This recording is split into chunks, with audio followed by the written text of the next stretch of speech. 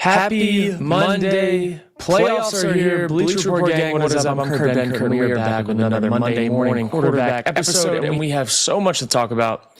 It's technically Black Monday in the NFL. We have coaches being fired all over the place. The playoff picture is set. We have records that were broken, guys sending off to Cancun, award predictions, a new draft order for the top teams, I guess bottom teams that have not made it to the playoffs, and our favorite How Did This Happen segment. Also, I want to give a quick shout out to Microsoft Copilot for bringing us together, Bleacher Report for having me out per usual, letting that notification go out so you guys can get in here and get rolling in chat. Man, we have an incredible episode. I hope everyone's had a wonderful holiday season. It's time to get back to it. And we've got football and we have got Black Monday reactions. Let's roll. First things first. Raiders, Pete Carroll, relieved of his duties. I believe they were, 4-13, 3-14, something along those lines. It wasn't good, okay? It was not good. And at this point, there we go, 3-14, they have the number one overall pick in the draft. They have a bright young running back. They do have a contract with Geno Smith. They've got to navigate. I don't know if I love the Raiders, guys. 3-14 with not a lot of life to them. They obviously have Max Crosby. Would not be shocked to see Max Crosby moved at some point this offseason. Wouldn't be shocked to see an entire blow up of the Raiders, to be honest. Some teams, when they have a bad season, they have a lot to look forward to moving forward. Others, no true quarterback of the future. A lot of money spent in areas that aren't helping them win games. Obviously, it was Pete Carroll's only year as the head coach, but we have other coaches that were also fired and moved. Let's talk about Browns head coach Stefanski. Fired, potentially could have some good landing spots, though. Some people around the league love him. Some people believe that he is deserving of a hall pass maybe for being bad because Deshaun Watson was their quarterback-ish, wasn't. A lot of millions of dollars for a quarterback that did not play, was always injured. Wouldn't be shocked to see Stefanski on the move. Now, in my opinion, I could see him going somewhere like the Giants that have a good defensive front, have some pieces to build around, have a young quarterback that needs developing in Jackson Dart. They have Malik Neighbors coming back. They have also Scat coming back. They have a top draft pick. They've got some pieces. They're also going to be a landing spot for some free agents. So could see the Giants fit. The Falcons potentially. Now, the Falcons have a lot of weapons. The Falcons, in my opinion, are going to be moving in the direction of an offensive-minded head coach, most likely. Maybe it's Stefanski. Maybe it's not. And then there is also rumors circulating, not just with Packers media, but NFL media in general, that if the Packers were to get eliminated, one and done, that potentially they could move on from LaFleur and trade him in a Sean Payton situation to a team like the Falcons, where he used to coach, by the way. He used to coach. Matt Ryan, former teammate of mine who I spent 3 years with, now the president, I believe, of the Falcons football operation. LaFleur was his quarterback coach back in the day with Shanahan, 2016. Just saying. Maybe, maybe not. Who knows? Maybe the Packers go on a run here and they lock in LaFleur for a long-term contract. But we do know that LaFleur is not given anything guaranteed from the new kind of operational unit there with the Packers. They have switched regimes, new president, all that stuff. So this offseason, guys, might be the craziest NFL offseason we will have ever seen. But Stefanski, who knows where he'll go. Chat, let's see what we got. Got a feeling Crosby ends up on Dallas. I could see Max Crosby moving to Dallas, guys. Could totally see him being traded to Dallas. I could see the Raiders just loading up on draft picks and being a bad team for a couple of years with some young talent that in a couple of years with a good coach could flip the script. You got the Chiefs kind of declining a little bit. You got the Broncos, top dogs. Got the Chargers finding their way. Maybe they'll make a playoff run. But the Raiders, in my opinion, blow it up now. Blow it up right now. Reset the clock and see what the deal is. The Raiders have to be the most dysfunctional team in the NFL. Now, Commanders had that for a long time until Dan Quinn and company got there. Seeing Stefanski to the Raiders, maybe. I'm also seeing the Cardinals. Have we heard nothing out of Cardinals camp? Cardinals just already in Cancun, everybody in Cancun. I mean, good God. Cardinals just taking a break. Fired. Wait a second. Hold on. Cardinals did fire the head coach. We have just craziness, guys. We have absolute craziness.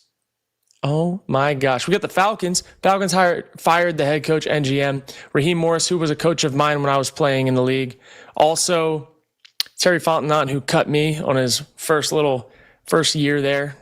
Great to, have that relationship. But the Falcons will be reloading. And the Falcons, guys, yeah, I can see this tweet pop up. Guys, no shit. I got a call in the offseason. Like, it was like a month and a half after he had already gotten the job. I'm like, you could have cut me when you got the job. Took him a little bit of time. He must have been in Cancun. But cut me on a random day, which was great. Sent me down my path, becoming a Packer, becoming a 49er. But Terry Fontenot did not even watch my film from practice. Didn't watch it. He brought in his guys. He drafted Desmond Ridder. Brought in Josh Rosen. Little A.J. McCarron stint behind Mariota. Incredible. Paid Kirk Cousins $200 million nearly. Then drafted a quarterback first round. But hey, I'm not salty. I'm just stating facts. All those things did happen. But we got chat rolling right now, man. I appreciate you guys being here. Who else wants their coach fired? You get fired. You get fired. We all reset. It's a new league every year. I think McDaniel's getting a second chance. I do like that. I think he is as well. Now, let's talk about the Cardinals, man. What are the Cardinals going to do? Are they going to keep Kyler Murray? Are they going to trade Kyler Murray? Hey, if I'm just playing Madden franchise GM situation, there's some teams that I think get better with Kyler Murray as their quarterback. Kyler Murray, in my opinion, is going to have a maybe not as good as Sam Darnold transcendence into his next phase. But here we go. Yep, Cardinals fired Jonathan Gannon. Closed this season with 9 straight losses. Bam. That's one way to go out. But I think Kyler Murray makes some of these other teams that are not good or somewhat good a little bit better. I could see him locking in. I could see him getting into a situation that's a little bit more quarterback friendly for him. Maybe not. We'll see. Maybe he heads to Miami. Kyler to the Raiders would kind of go crazy. I could see that. And you get a top draft pick. If I'm the Raiders, guys, I'm trying to get Kyler in either a trade situation, something like that. Trading out of the draft, getting a haul. That's what I'm trying to do. But hey, that's how I play Madden. It seems to work in my rebuild videos on YouTube. But hey, that's why I'm here on Bleacher Report doing a Monday morning show, I guess, instead of being a GM. Maybe, because some of these guys do stink at their job. But I love this show. I love that you guys are here hanging out, and I love doing this every dang Monday. Kyler Murray going to be like Baker Mayfield. I'm just telling you guys right now. Let's just talk about some of these teams around the league, okay? I know we're getting a little bit off topic here. We've got a lot to talk about, but I love talking football. The teams that I believe Kyler Murray could make better. I think that personally, I think that the Lions, with the weapons they have on offense, would be better with a quarterback like Kyler Murray. I think Goff kind of holds them back a little bit. I know he's really accurate and all that operates the offense, but I think that offense could be really, really dynamic and take over games if Kyler Murray was the quarterback. Maybe not. Maybe I'm wrong. I also think Kyler Murray makes the Dolphins better. I think Kyler Murray makes the Raiders better. I think Kyler Murray makes I think he makes the Panthers better. I think Kyler Murray is better than Bryce Young, personally. I think Kyler Murray would make, I don't know, there's a handful of teams. I do. The Jets definitely be better. I don't know, guys. All I'm saying, I think Kyler Murray could be the Vikings quarterback this next year. Straight up, I think Kyler Murray with the Vikings, hey, Jettis, Addison, Kevin O'Connell calling plays. All I'm going to say is Kyler, it's not over for him. Now, let's talk. Colts bringing the gang back. Head coach retained, GM retained. I think that their little publicity stunt to bring Phillip Rivers out of retirement and lose them more games when Riley Leonard, in my opinion, showed some promise as a young quarterback who'd been there all year. The feel-good story cost them a bunch of games, and that, in my opinion, tough look. I think Phillip Rivers will be a great coach one day, obviously, but I don't think Phillip Rivers really should have been playing football this year. But what do I know? They keep their jobs. Now, Zach Taylor coming back with the Bengals. More so than anything, what this means to me is this just confirms what we already know about the Cincinnati ownership group. Owner. He's cheap. He's cheap. He does not want to make any moves because he's going to still have to pay for Zach Taylor's contract if he's not coaching there. I don't know how much longer Zach Taylor has on his contract. Didn't look that deep into it, but we know that the Bengals owner, cheap, can barely afford to pay his guys. So you think he's going to fire somebody? No way. He's not firing somebody and paying for somebody that's not working for him. No way, because these NFL head coaching contracts are guaranteed. Now, I do want to get back to the Falcons real quick. Let's talk about the Falcons head coach and GM fired. So we've got Raheem Morris gone.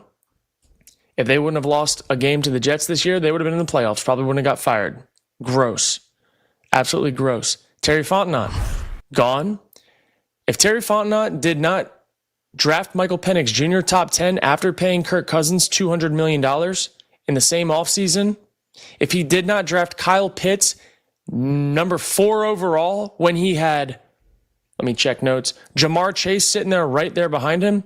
I don't know, guys. If you want to talk about your first year as a GM, okay?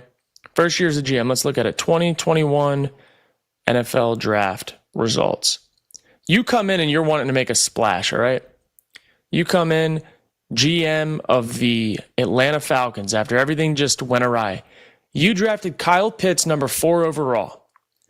Over Jamar Chase, over Jalen Waddle, Penei Sewell, J.C. Horn, Pat Surtain II, Devonta Smith, Micah Parsons, Rashawn Slater. I mean, good God, guys. I think Kyle Pitts had an incredible year. I think a top 4 pick for a tight end. Are you kidding me? That's just the start of it. But, all right. All right, chat. Kyler to the Falcons with Kubiak calling plays. I would love that. I would absolutely love that, Dirty Bird. I think Kyler, this is the thing with Penix. We don't know what his recovery timeline looks like. His injury was pretty late in the year, so he's going to miss all of offseason. Like, he's still in his rookie contract, so maybe you just... Falcons GM did go. He got fired. Maybe the Jets reach for Kyler. Oh, man. I want to see Kyler on a team with talent, boys. A team with talent, because I think Kyler Murray can play football.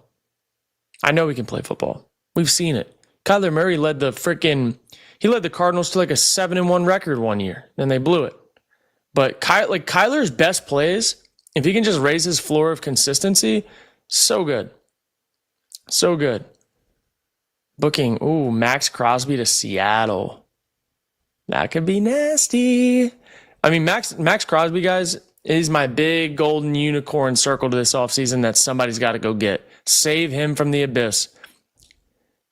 The Raiders could reset their entire... the Raiders are not going to win in the next 2 to 3 years. They're not going to win their division in the next 2 to 3 years. They're not going to be probably a wild card contender in the next year or two. Go offload Max Crosby for some first-round draft picks. Trade back with your number 1 overall pick. End up with like 5 first-round draft picks, and bam, there you go. Rebuild. Maybe I'll do this in Madden. Raiders grab Mendoza. I'm not going to lie to you guys, haven't gotten fully into the film yet, but I don't know if Mendoza's QB1, and I don't know if Mendoza's worth a top 5 pick. I see some red flags. Think he's an operator. Think he's a good quarterback. Think he can make plays. Think he's efficient, but I don't know if Mendoza is top 5 quality. Just going to say that right now. We'll get to the film when we get to the film this offseason. You guys know we dive in when playoffs start rolling a little bit more towards the end, and we really get into the thick of what does the film say? I don't care what anybody in the media says. Let's go watch the film, and I'm going to do my best to bring it to life to see how it translates. Got a pretty good track record there. Minus Drake May proving me wrong this year. But Drake May did get a lot better, too. He did. Drake May's year 1 to year 2 progression, incredible. But coaching matters, clearly. Let's see. Crosby to Detroit. Could you imagine Max Crosby across from Hutchinson? God, Dan Campbell might be just double lipping, so happy to have his guys. Now, we do have to move on though, guys. We do have to move on. We have a program that we got to stick to. Kind of. Giants GM returned. I think he's done a great job in the draft, to be honest. I think he's drafted good guys. He's hit on some guys.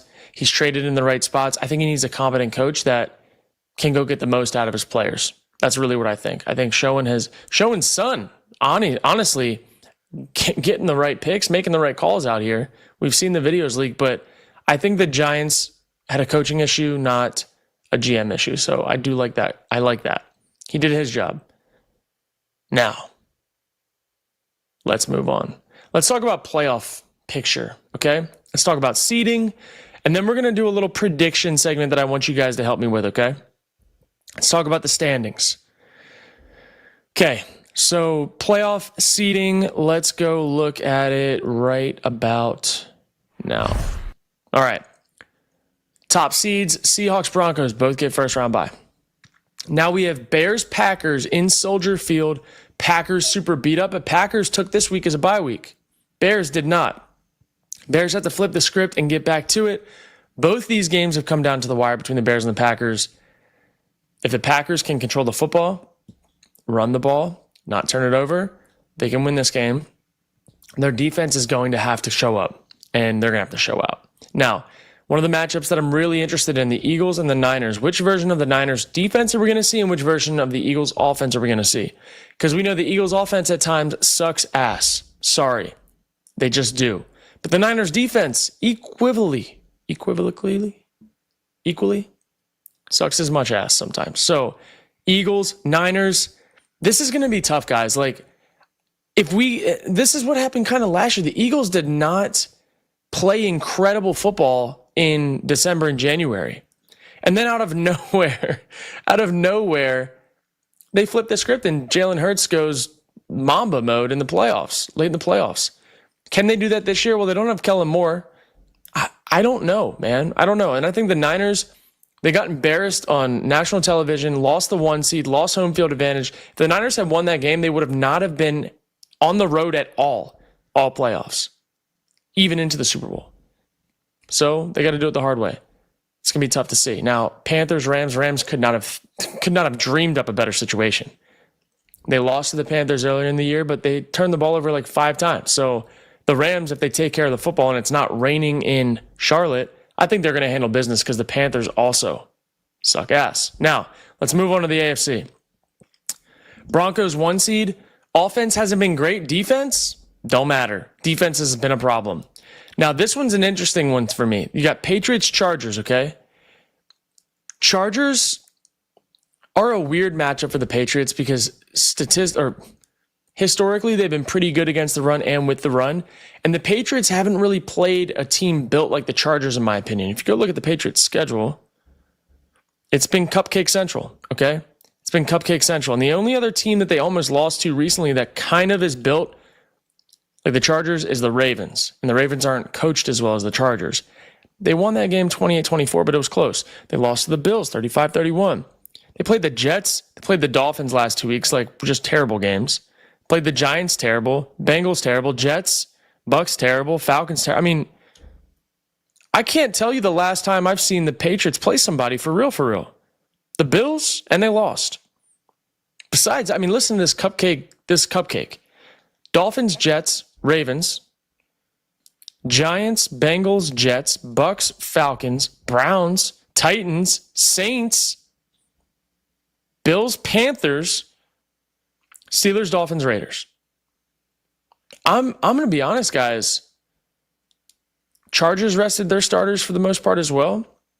Patriots tried to play to get the 1 seed. They obviously handled business, but this Chargers team could do it. I'm not going to say they are going to do it, but they could do it.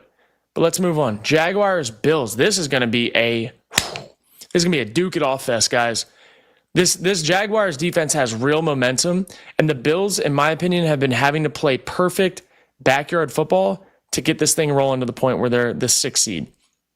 If the Jaguars do what they do every week and show up how they have, I don't think the Bills have anybody on defense that can slow up this Jaguars offense, and that puts Josh Allen in a predicament where he's got to go be a superhero and play from behind. I don't like it. I don't like it at all, but we'll see. And then lastly, dude, this Steelers team is playing against the Texans defense, who is the best defense in the league. Not in just my opinion, but according to statistics in the league. Okay? But the Steelers are playing at home. It's most likely going to be cold as anything. They win the ball by running the ball with both running backs and tight ends. They run it with Jonnu Smith. They play stingy-ish defense. They do get beat over the top some. You saw that, but C.J. Stroud's not Lamar Jackson. They had him sacked a few times, and he was able to get out of the pressure. C.J. Stroud's not that type of quarterback. He's rhythm, timing, accuracy. That's who he is. I think the Texans have the defense to match up with anyone. I just think this game against the Steelers is a really uncomfortable one. Don't love the matchup. The Texans are used to playing in a dome in the AFC South. Steelers football going to be a little different. We might get a true Aaron Rodgers legacy run here. But let's see. I think we can move on from this one. So this is what I'm going to say. Let's go give it a little prediction here. We're going to go wild card to divisional to conference on both sides and go Super Bowl, and I want your guys' help. I'm going to listen to some of your help, and I'm going to do my own thing sometimes too. Also, chat, see you guys. Thank you so much for chiming in and hanging out. Cardinals trade Marvin Harrison Jr. Michael Wilson is a dog. All right, let's start. Wild card. Rams, moving on. I'm going to say Eagles, moving on. I think they're going to beat the Niners. I don't know if the Niners have it. I think the Eagles are going to turn it up. And then I'm going to say the Packers are going to beat the Bears. I'm going to say the Packers are going to beat the Bears. They're going to upset them. And that's not a homer pick. That's because I think they're going to be willing to not play scared that game. So now we're looking at a divisional. We're going to have divisional with Seahawks, Packers, and Rams, Eagles. We're going to get a rematch of the Rams and the Eagles. The Rams are going to beat the Eagles this time. The Seahawks are going to beat the Packers. We're going to get a Rams-Seahawks conference, and the Seahawks are going to go to the Super Bowl. The Seahawks are the best defense, second best defense in the league. Sam Darnold's playing lights out. Give me the Seahawks to go to the Super Bowl from the NFC. Now, on the right side here, okay? We're going to go Patriots are going to beat the Chargers because the Chargers aren't going to have enough firepower, okay? Then we're going to get the Jaguars to beat the Bills. I think the Bills are going to be one and done. The Jaguars got a lot of juice right now. They're cooking with gas. And then in the wild card, we're actually going to get the Steelers to beat the Texans. Favorable environment, weird game. Aaron Rodgers, just efficiency play, getting the ball out of his hands. TJ Watt makes a play.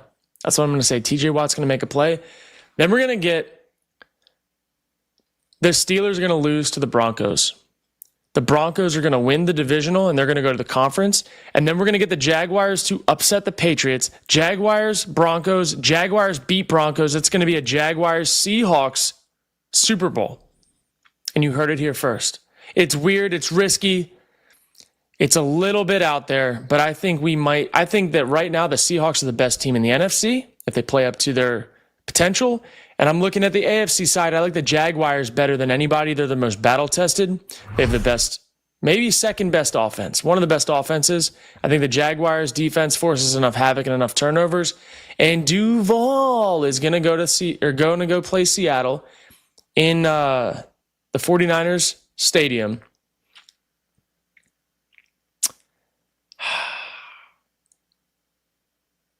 And I think the Jaguars are going to win the Super Bowl. I think the Jaguars are going to win the Super Bowl, guys. I think Trevor Lawrence just got his grills. He just got it. See the picture? He just got his grills custom too. You know, and they got him for him as a gift. You know how they did that? They went to the equipment room. They said, hey, yo, like head trainer, can I get his molds for his teeth? Because he gets mouthpieces made custom. I'm going to go take him to the jewelry shop. We're going to get him custom grills, and he's going to lead us to a Super Bowl. I think the Jaguars could do it. Jaguars. That's how I say it, man. That's how I say it. Jaguars. You want me to say Jaguars? Get out of here. I could see the Jags, man. I could see the Jags for sure. Seahawks, though, not going to be easy. Now, let's get on to Myles Garrett. Oh, my gosh. We're just rolling through this today. Myles Garrett. Want to give a moment to congratulate Myles Garrett for breaking the sack record. Now just past what? Watt and Strahan. Incredible. 23 sacks. I was on the edge of my seat. I was waiting for him to get that for 2 weeks, just like everybody else. But look at this dip and rip. Beats him off the punch. Everyone said Joe Burrow went down. No, Joe Burrow knew he couldn't have gotten out of there. He could not have gotten out of there. He would have gotten sacked by Garrett or sacked by the D tackle. Myles Garrett, 23.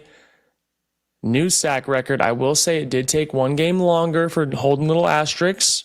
I thought he was going to get to 25 this year, but looks like he's still got more juice in the tank. I'm excited to see what he can do for the rest of his career. And maybe it won't be in Cleveland. Who knows? But it probably will be. But we've got to move on, guys. We do have to move on. Let's talk about it. The NFL award predictions. Okay, these ones, in my opinion, are pretty cut and dry. If we wait for the playoffs to play out, I think they'd change a little bit, but I think MVP is going to go to Drake May. I don't think Stafford's going to get enough juice in the voting, but he could. I think it's going to be Drake May. Offensive Player of the Year, give me JSN. He has been on a tear. He's been incredible, and he's a big reason why Seattle is where they are right now. Great receiver. I was not hip to his game early enough. Defensive Player of the Year, give me Myles Garrett. Obviously just broke the sack record. Going to be pretty easy to pick him there. There are some other players, though, that had he not broken that record, I think could have been in the fold. Let's go Offensive Rookie of the Year. Give me T-Mac, Teteroa McMillan.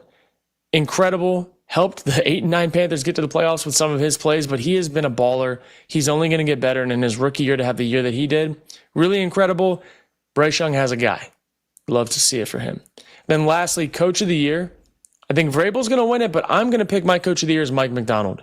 Because Mike McDonald taking a reject Sam Darnold after they let Sam Darnold walk from the Vikings, took a team that had been in the dumps for a while, in a division that is super stacked, and finds his way to hiring the right offensive coordinator as well to go and get them the 1 seed.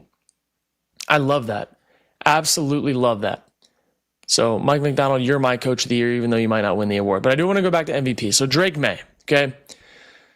Drake May statistically, maybe not quite as good or as exciting as Stafford through the air.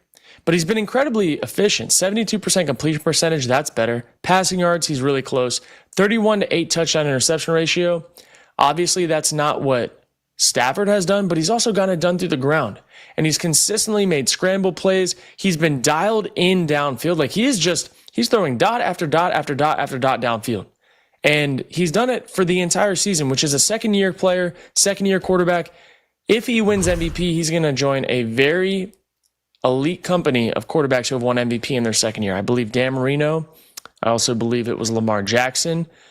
And then on a technicality, Kurt Warner won it many, many years ago in his second true year in the league, not as like a young player. But Drake May, not as many passing yards as Stafford, but also they've blown out a bunch of people. Not as many touchdowns, but he's also got it done, in the scramble game, which I give a little bit more value to. He also does not have Puka Nacua, Devonta Adams, Kyron Williams, Sean McVay. I mean, right now Stafford is still the favorite, but Drake May could make a late push. We'll see. We will see. But we do got to move on. We've got to talk about the 2026 NFL draft order. Number 1 being the Vegas Raiders. The Vegas Raiders now have the number 1 pick, and they're going to have a new coach. They will have a new coach. They'll have a whole new situation, and they'll be able to do a lot with it. I think they could trade back. They could get a haul. If they find themselves a generational talent, top 1, whatever, take them. You have to figure that out in your draft process. But we've got the Raiders, the Titans, the Jets, the Cardinals, and the Giants. The Giants winning a meaningless game pushes them down a few spots, but I do love the fact that the Giants have a top 5 pick. They could trade back and get more guys. I love that for the Giants because they've got their quarterback, in my opinion. You're not looking for a quarterback. You got Jackson Dart, okay? You've got Jackson Dart. You've got Titans, top 4 pick, new coach, all that. Like, what are you going to do with Cam Ward? Obviously, he's your guy, but I do like Cam Ward as the future. I think they need to get an offensive head coach. If they go defense, I don't know if I love that. I don't. But this is kind of the top 5 draft order, what we're looking at. But I do have a nice little question here for my friend Copilot. Thanks for being with me here. Let's see. All right, Copilot. When is the last time the Raiders had the number 1 overall pick, and who did they draft? Can anyone in chat remember this? Were you around? Were you old enough? Did you know enough ball? Because, oh my gosh, this was 19 years ago. According to Copilot, the last time the Raiders had the number 1 overall pick was in 2007 when they were still the Oakland Raiders. And they used that pick on quarterback Jamarcus Russell out of LSU. the big frame gunslinger. And it was one of the most infamous busts in NFL history. Unfortunately, I'm sorry, Jamarcus, this is not against you as a person. But according to the Raiders' own site, the 2007 was the only previous time the franchise had ever had the first overall record before clinching the 2026 number one overall pick. Man, tough. But Raiders, the question is, what are you going to do with it now? What are you going to do with it? Who are you going to hire? Who's going to lead this organization? But let's see, chat. Steelers, Bears, Super Bowl, going to do numbers. I will say my heart wants a Steelers, Packers Super Bowl. Very unlikely. They are not the best teams on either conference, but hey, could you imagine? Aaron Rodgers grew up a fan of the Niners, wanted to go there, wanted to get drafted there, okay? Didn't get the chance. They passed on him. Took Alex Smith, I believe. The Super Bowl is in the 49ers stadium. What a storybook ending that Aaron Rodgers could potentially play against Green Bay in a Super Bowl in the stadium of the team that he wanted to get drafted of and got passed up on to end his career and sail off to the sunset. If I was writing the book, that's how I would write it. But I'm not writing the book. I was not the script writer for this NFL season. I will say the script writers did a hell of a job this year. Thank you, script writers, for showing up and showing out and making sure that the Chiefs didn't make the playoffs. Just kidding. Sorry, Chiefs fans. I didn't mean that. But we do have to get to my favorite segment. Let's talk about it. Let's talk about it. Let's go get into this one-handed catch by T. Higgins because Joe Burrow might be on the move this year, guys. Joe Burrow might be on the move, but he did make some plays in this last game, even though they lost, that I do want to talk about. And this is more about T. Higgins.